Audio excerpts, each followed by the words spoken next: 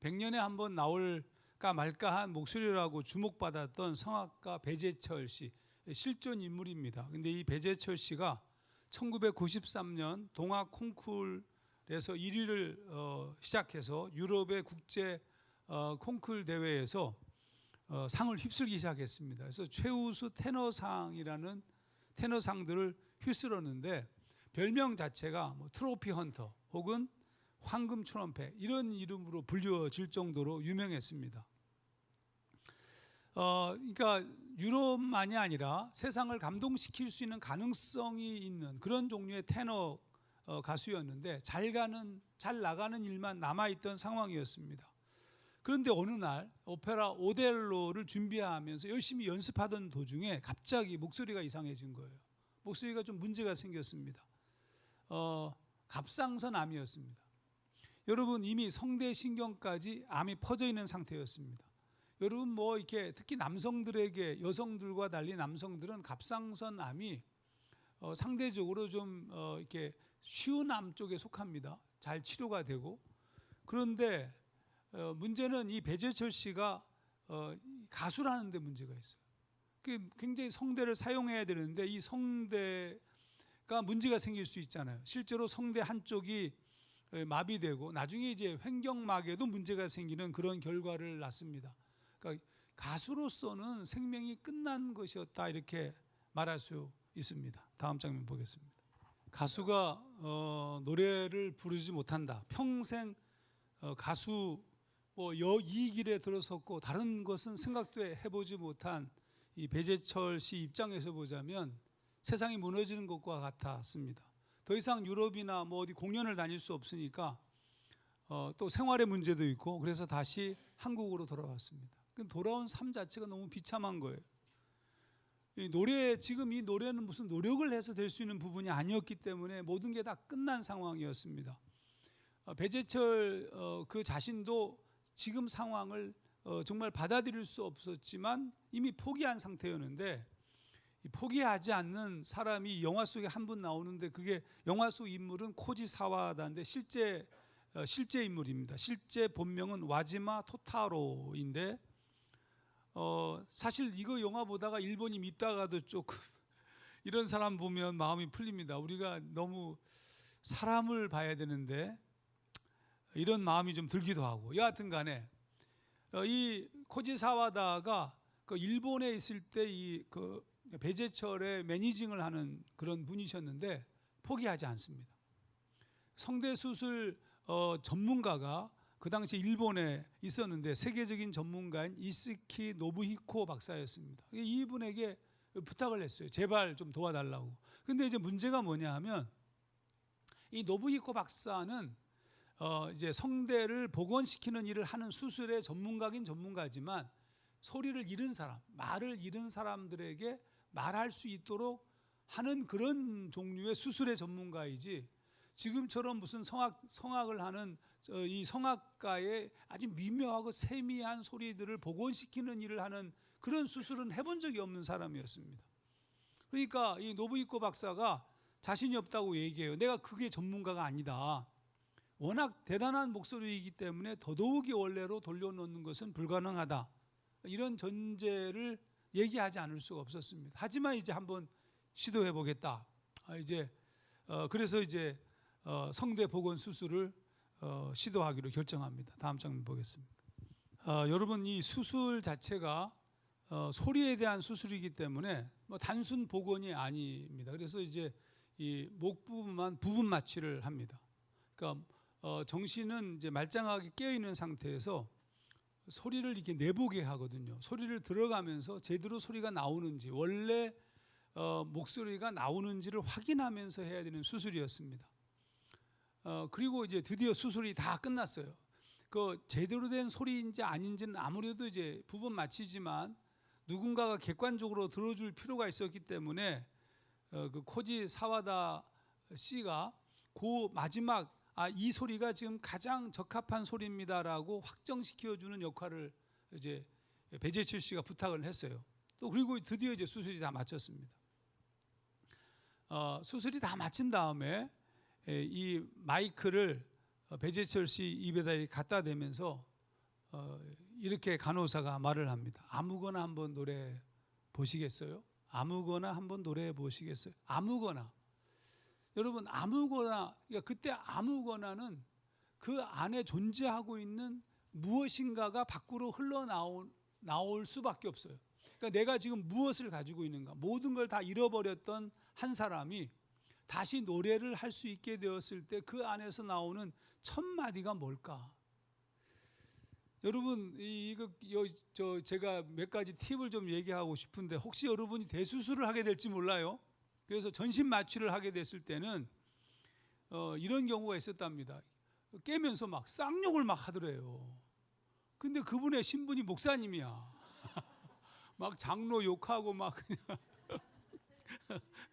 또 어떤 분은 깨어나면서 막 이렇게 자기 아내를 부르지 않고 이상한 여자를 막 부르고. 그래서 제가 여러분에게 꼭 부탁드리고 싶은 것은 수술하기 전에 충분히 회개하고 그런 상황이 벌어지지 않도록 깊이 들어갈 때 자신의 아내 100번 이름 부르고 그렇게 들어가셔야 돼요. 여러분 아무거나 노래해보라. 진짜 혼자 걸어갈 때, 아무도 없을 때, 아무도 보지 않을 때 여러분의 입에서 나오는 것은 무엇인가요? 누구도 나를 의식할 필요가 없는 그런 상황이 벌어졌을 때 여러분이 하는 행동은 무엇이고, 여러분의 생각은 무엇이고, 여러분 안에서 흘러나오는 것은 무엇인가? 오늘 그 질문을 좀 던지고 좀 싶습니다. 제일 먼저 모든 것을 다시 시작하게 되었을 때 제일 먼저 하고 싶은 것은 무엇이고, 제일 먼저 여러분의 입에서 나오는 노랫소리, 말은 무엇인가? 이런 질문을 던지면서 다음 장면 보겠습니다. 여러분 아무거나 한번 불러보시죠 라고 말하면 여러분의 입에서는 무엇이 나올 것 같습니까? 베드로가 가이사랴 빌립보에서 주님의 질문을 받았을 때입니다. 너희는 나를 누구라고 생각하느냐? 그때 얼떨결에 베드로가 이렇게 대답했습니다. 주는 그리스도시요 살아계신 하나님의 아들이십니다. 우리가 생각할 때는 얼떨결에 나온 것처럼 생각할 수 있겠지만, 주님께서는 이게 얼떨결에 나온 게 아니다. 그의 말의 근원에 대한 말씀을 주님이 하셨습니다. 바요나 시몬아 내가 복이 있도다. 이를 내게 알게 한 이는 혈육이 아니요 하늘에 계신 내 아버지시니라. 놀랍게도 베드로가 생각한 것은 하나님이셨고, 그는 하나님의 생각을 말하고 있었던 겁니다. 하나님이 베드로에게 속삭이셨는데 그 속삭이신 하나님의 생각을 내가 얘기한 거예요. 그러니까 내가 지금 이걸 막 이성적으로 막 생각해서 짜내서 얘기한 것이 아니라 그냥 내 안에서 흘러나오는 말을 고백했는데, 그것이 나에게서 내 의지로, 내 혈육으로, 내 지식으로 말한 것이 아니라 하나님이 말씀하게 하신 것이다. 이건 굉장히 중요하다고 봐요. 여러분 그 기가 막힌 순간에 하나님이 생각나다. 이거 어메이징한 일이죠.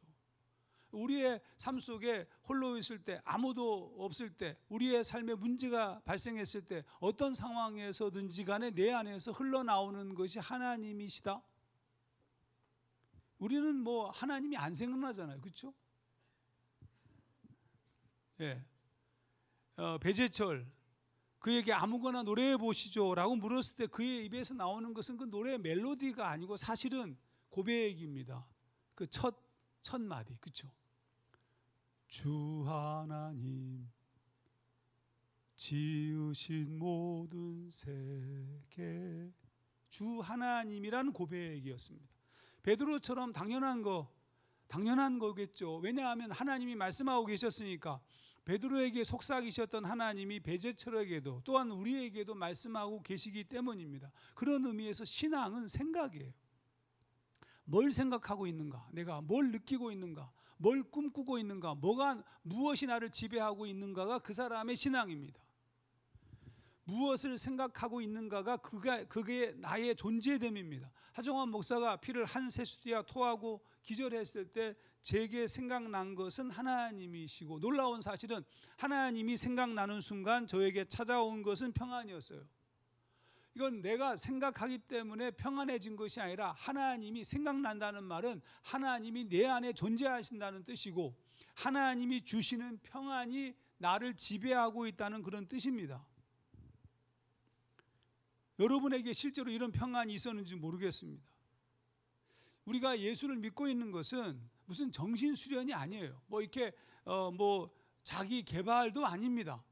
그런 게 아니고 우리가 뭐 기가 막히게 노력해서 내 안에 무슨 숨겨져 있는 나 자아를 개발해내고 잠재력을 발휘하는 그게 신앙이 아닙니다. 우리의 신앙은 하나님이 우리와 함께 계시고 우리 안에 내재하시는 것이 신앙의 핵심이에요. 그러니까 내가 무엇을 결정하고 무엇을 하는 것 자체가 인간적인 결정처럼 보이지만 그것이 아니라 하나님이 말씀하시고 하나님의 뜻을 따라. 그럼 신앙의 성숙은 무엇인가? 하나님의 뜻이 선명하게 보이는 사람들이고, 아직 믿음의 초보자들이나 신앙의 과정에 있는 사람들은 내가 하나님의 일을 하나님의 뜻을 따라 행동하고 있을지라도 내가 하나님의 뜻을 따라 행동하고 있는 것인지를 모르는 단계일 뿐입니다.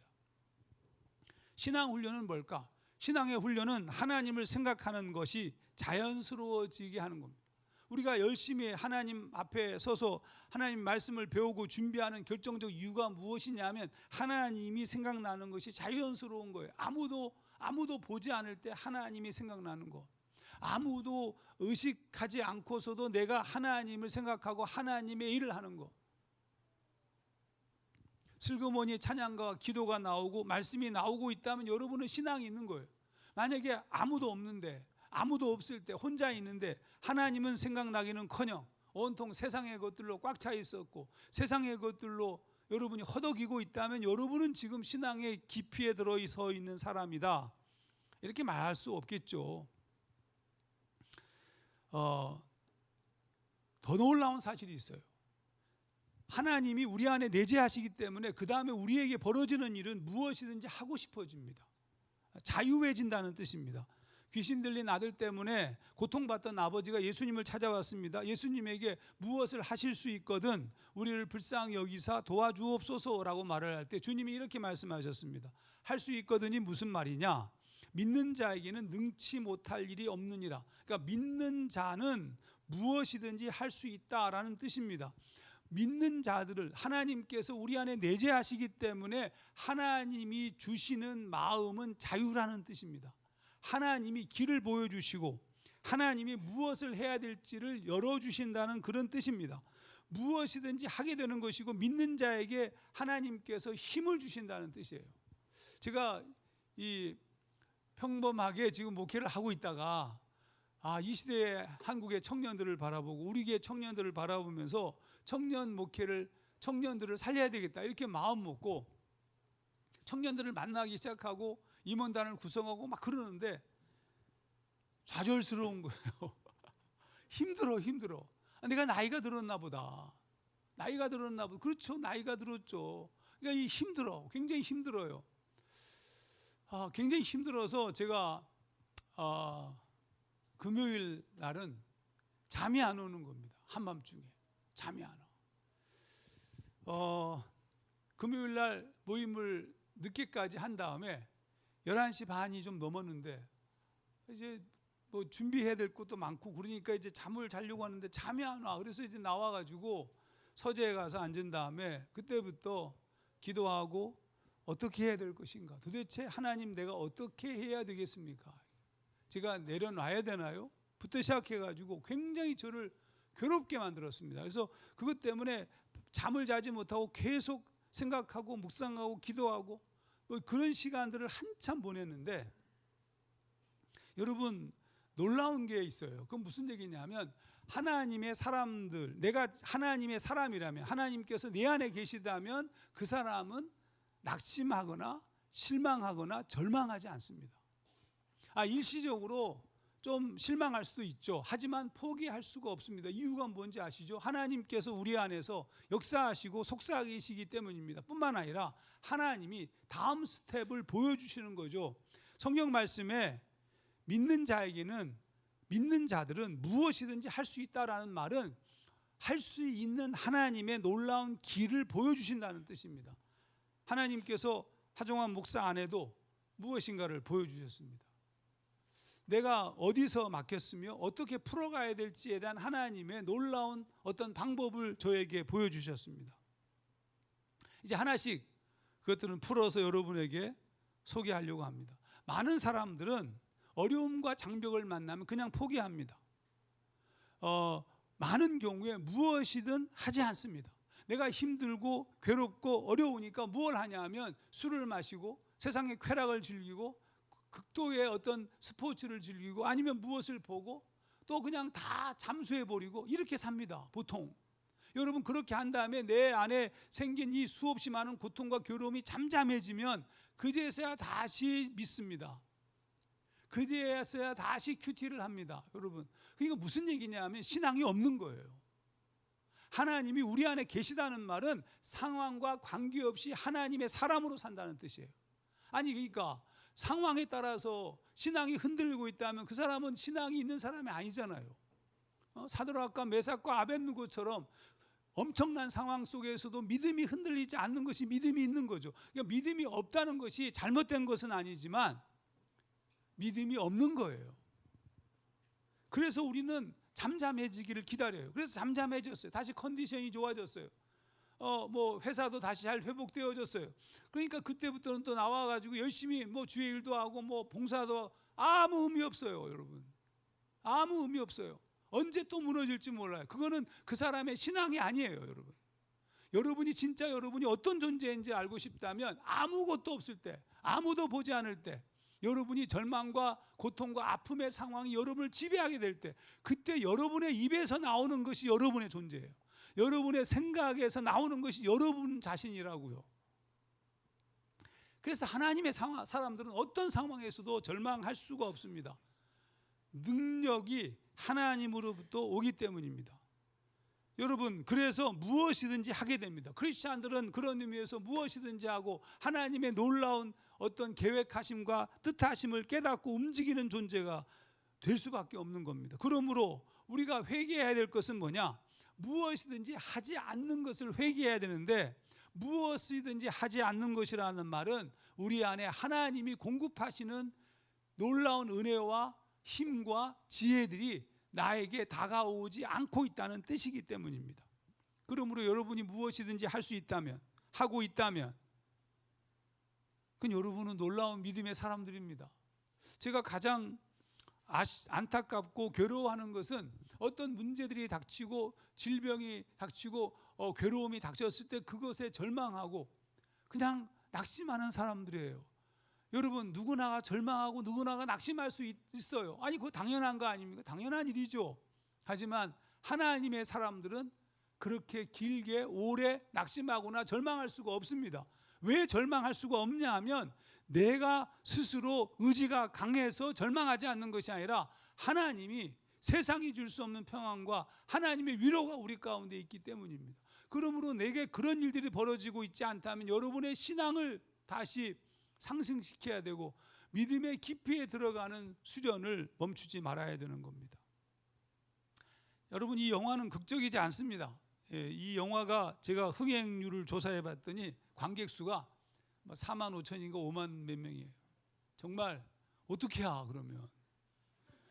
여러분 영화는 이유가 간단해요.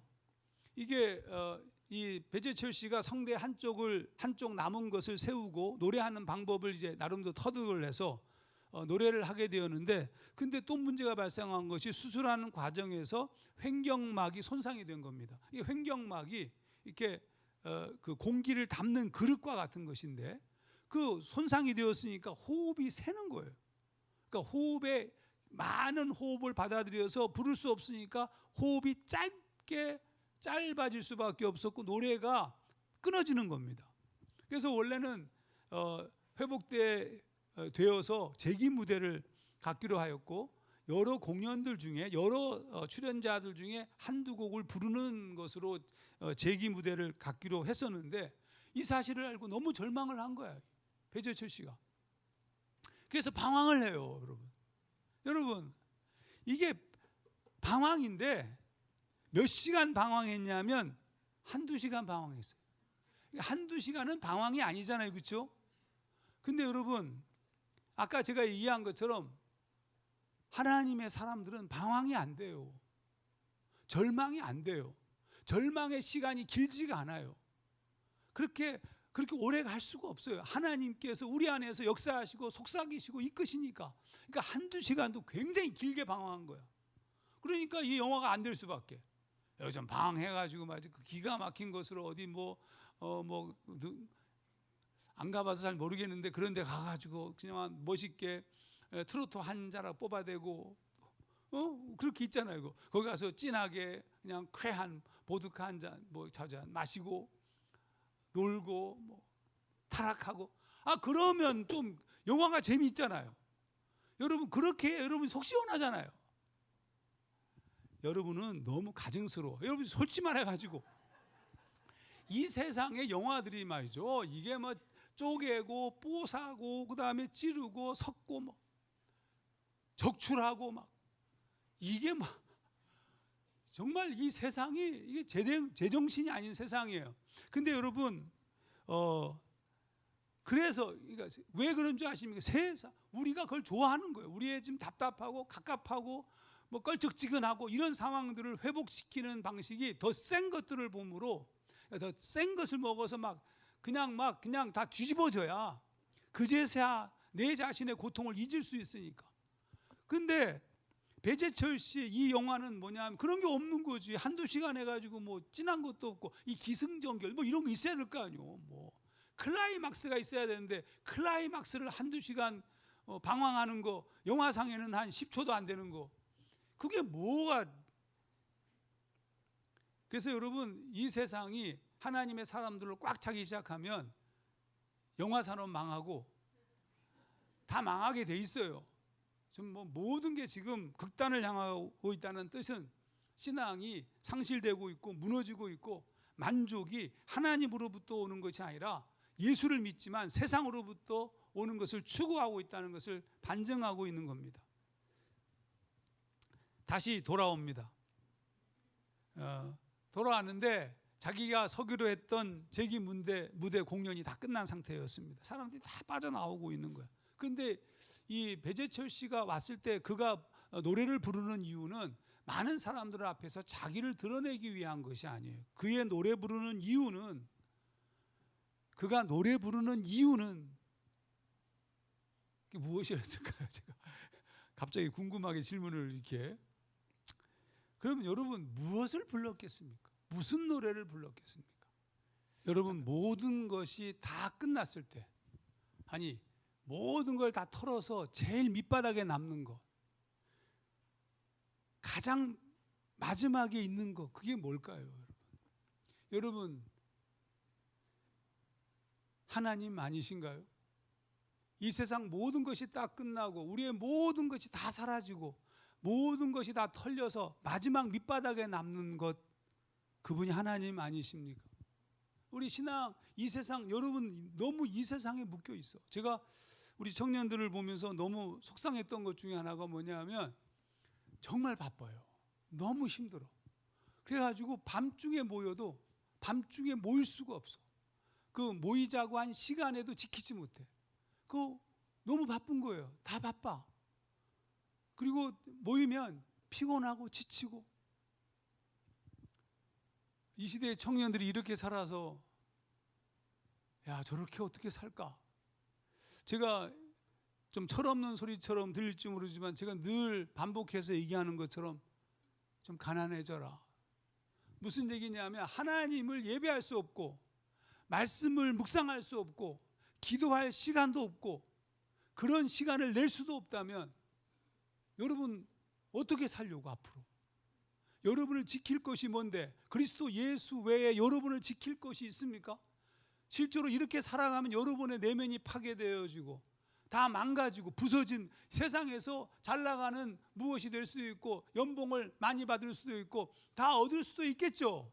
그러나 밑바닥에 그리스도 예수가 없는데 이 세상에 참된 평화가 있겠습니까? 그러니까 그 많은 것을 가진 자들이 세상에서 누리고 싶은 최고의 쾌락을 즐기고 최고의 음식을 먹고 온 세상 구석구석을 여행하고 기가 막힌 장식품들과 기가 막힌 옷과 금속으로 온몸을 치장하잖아요. 근데 그게 뭔데? 그게 아무것도 아니에요. 크리스찬은 하나님으로 사는 사람들입니다.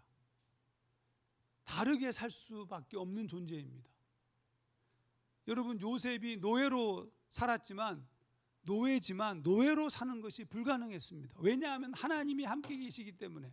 가난하든 가진 것이 없든 못 먹든 세상에서 많은 능력을 누리지도 못하고 지위를 얻지도 못하고 권력을 잡지 못하더라도 그게 하등 문제가 안 돼요.